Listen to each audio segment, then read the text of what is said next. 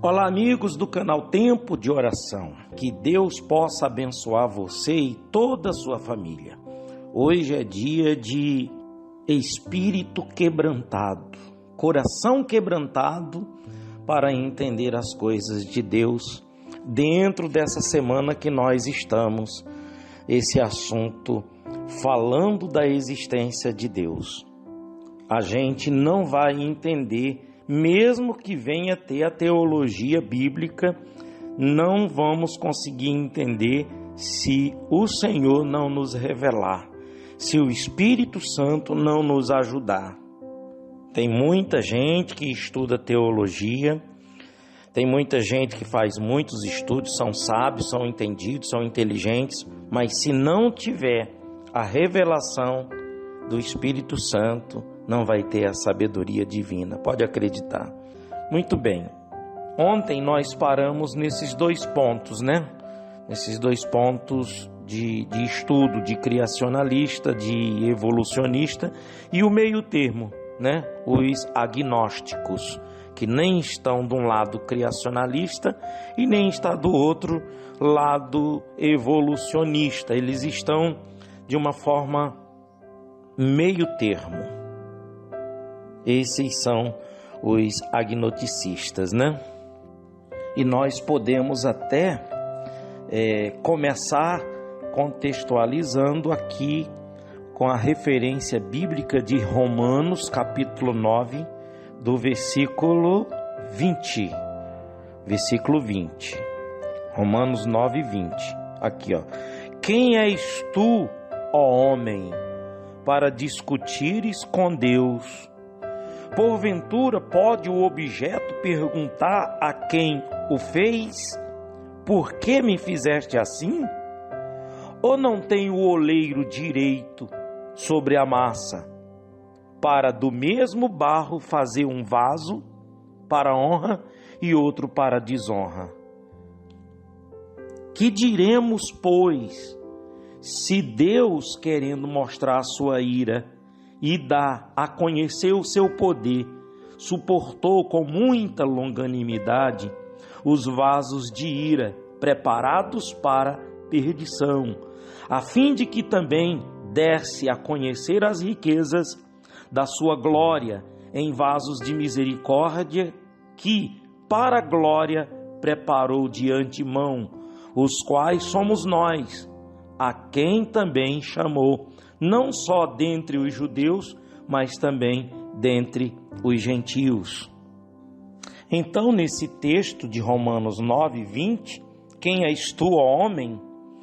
Fazendo essas perguntas, né? Porventura pode o objeto perguntar a quem o fez, né? Então, o que nós podemos entender? Que a gente, nós, eu, temos que ficar no nosso lugar.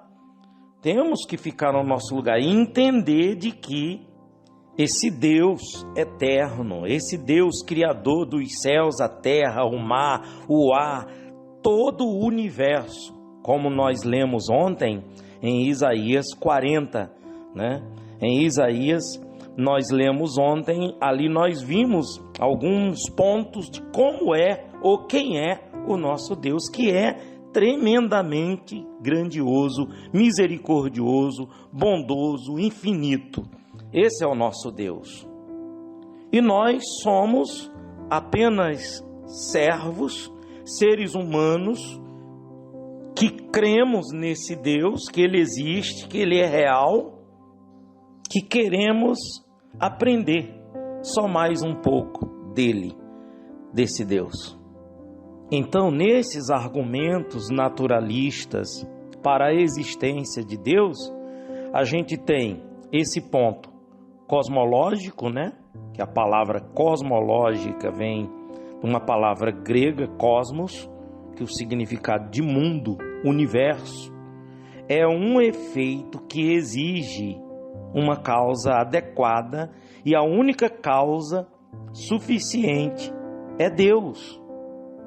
Aí a gente pode vir aqui para Salmos 119, Salmos 19, aliás, não é 119 não, 19, Salmos 19. Os céus proclamam a glória de Deus e o firmamento anuncia as obras das suas mãos. Um dia discursa a outro dia, e uma noite revela conhecimento da outra noite. Não há linguagem, nem há palavras, e deles não se ouve nenhum som. No entanto, por toda a terra se faz ouvir a sua voz, as suas palavras, até aos confins do mundo. A gente vê aqui nesse salmo que o salmista Davi, ele já tinha também essa ideia de que para conhecer esse Deus, saber desse Deus, só observar. Os céus proclamam a sua glória, né? E o firmamento anuncia as obras das suas mãos. Agora, no ponto de vista teológico, que é da palavra grega telos, fim, né? Que não é uma teologia bíblica, mas no ponto de vista teológico, estudando o universo, né? O universo não apenas prova a existência de um Criador, mas indica a existência de um arquiteto, um planejador. E nisso há um propósito de Deus. Isso é lógico, é óbvio no universo, que indica a existência de Deus como seu planejador. A gente pode até ler aqui em Romanos, capítulo 1, versículo 18. Leia comigo também aí, acompanhe comigo. A ira de Deus se revela do céu contra toda impiedade e perversão dos homens que detêm a verdade pela injustiça. Porquanto o que de Deus se pode conhecer é manifesto entre eles, porque Deus lhes manifestou. Porque os atributos invisíveis de Deus, assim o seu eterno poder, como também a sua própria divindade, claramente se reconhecem desde o princípio do mundo, sendo percebidos por meio das coisas que foram criadas. Aí aqui ele está se referindo justamente a esses homens que, portanto, tendo conhecimento de Deus, não o glorificaram como Deus, nem lhe deram graças, antes se tornaram nulos em seus próprios raciocínios e obscurecendo-se-lhe o coração insensato. Então a gente vê que Deus é planejador, e isso no ponto de vista teológico, né? Agora, tratando-se no ponto de vista antropológico, da palavra grega antrópofos, que é homem, né? Homem. Já que o homem é um ser moral e intelectual, deve ter um Criador que também seja moral e inteligente. Vamos também aqui em Atos dos Apóstolos, capítulo 17, versículo 29. Veja: sendo, pois, geração de Deus, não devemos pensar que a divindade é semelhante ao ouro, à prata ou à pedra, trabalhados pela arte e imaginação do homem.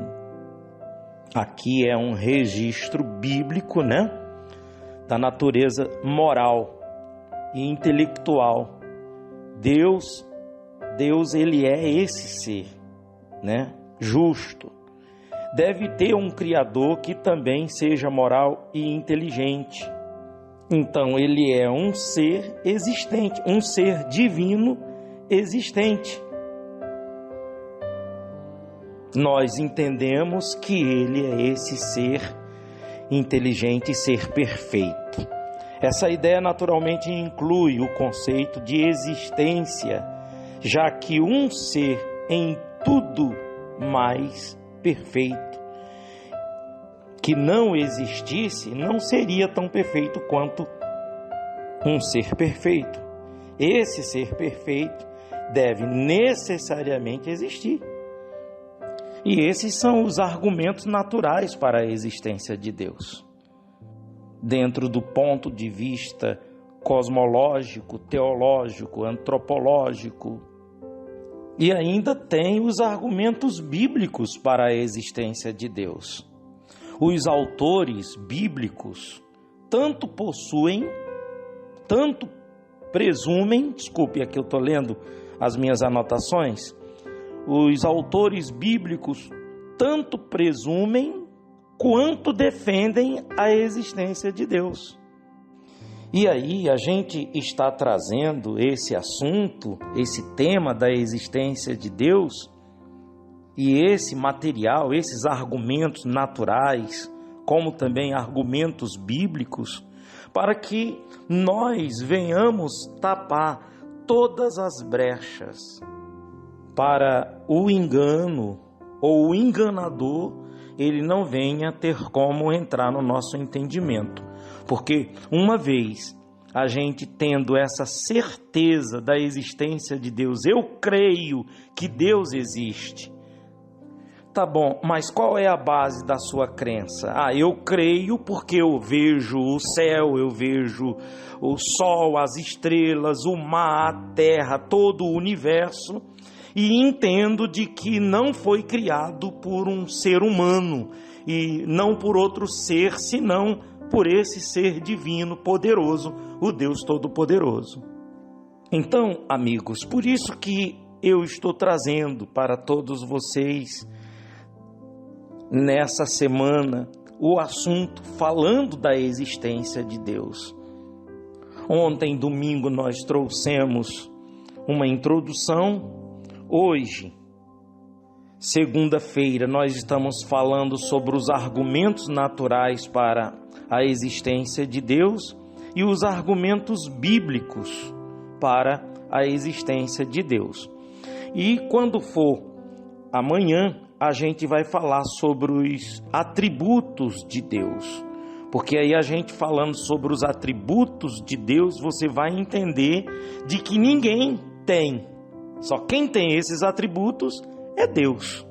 E eu gostaria que você até escrevesse aqui nos comentários o que você está achando. Me dê a sua opinião, o que você está entendendo, até para que nós possamos nos aprofundar mais ainda e trazer para você conteúdo como esse, para que, à medida que eu estou passando para você, ensinando, orientando, eu também estou aprendendo, com certeza. E assim aprendemos juntos. Tá bom? Escreva aí no comentário o que você entendeu, se está legal, se não está, em que eu posso melhorar. Tá bom? Deus abençoe todos vocês e até amanhã, em o nome do Senhor Jesus.